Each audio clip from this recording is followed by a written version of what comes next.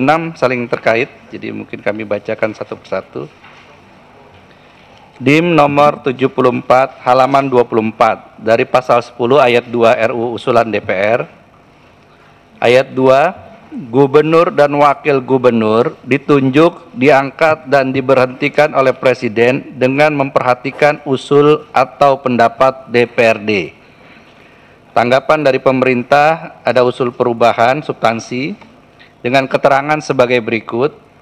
Angka 1, pemilihan secara langsung oleh rakyat harus dipertahankan dan dikonkretkan sebagai penghargaan tertinggi atas aspirasi daerah untuk memilih kepala daerahnya berdasarkan asas demokrasi. Penjelasan kedua, peraturan yang berlaku sekarang pun tidak menghambat Jakarta untuk tetap menjadi kota global.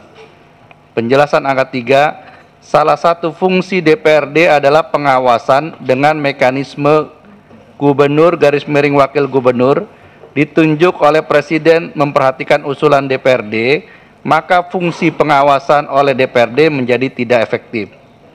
Angka 4, daerah adalah kesatuan masyarakat hukum yang berhak mengatur diri sendiri. Oleh karena itu, kepala daerah adalah kepalanya rakyat, maka kepala daerah harus sesuai kehendak atau tradisi rakyat setempat. Oleh karena itu, kepala daerah mewakili rakyatnya di dalam dan di luar pengadilan.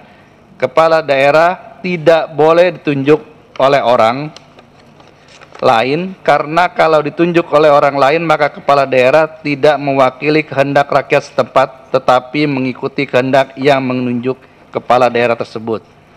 Kepala daerah bersama DPRD berhak membentuk perda yang membebani dan membatasi rakyat. Perda adalah kesepakatan rakyat, maka tidak boleh dibentuk oleh pihak yang tidak dimandatkan atau tidak sesuai tradisi setempat.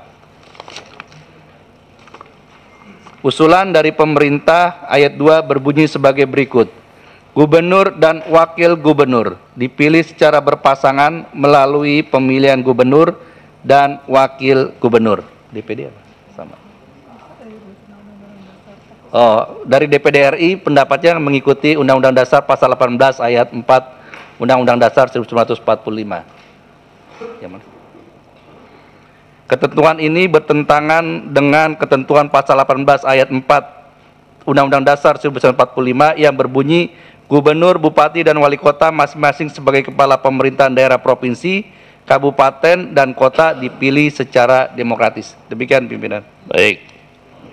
Tadi ada usulan pemerintah, walaupun kita usulan resmi kelembagaan kita kemarin itu adalah ada penunjukan ya, tapi sekarang pemerintah mengusulkan dengan satu konsekuensi yang berbeda dengan Undang-Undang DKI sekarang. Kalau ini kita setujui. Yang pertama adalah di Undang-Undang DKI sekarang, pemenang pilkada itu sama dengan pemenang pilpres. 50+1.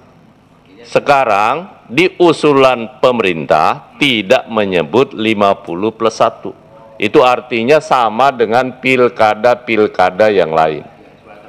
Suara terbanyak.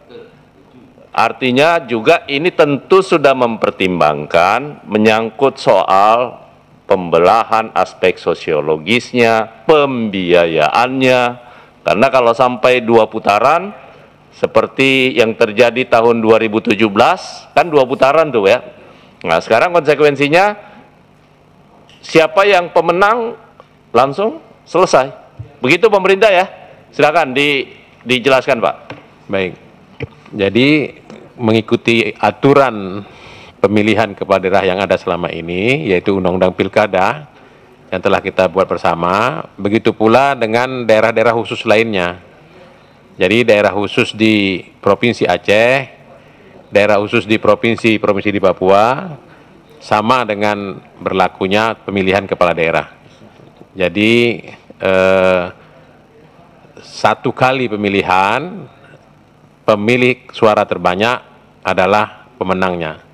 Terima kasih pimpinan. Setuju ya? Ya? Setuju?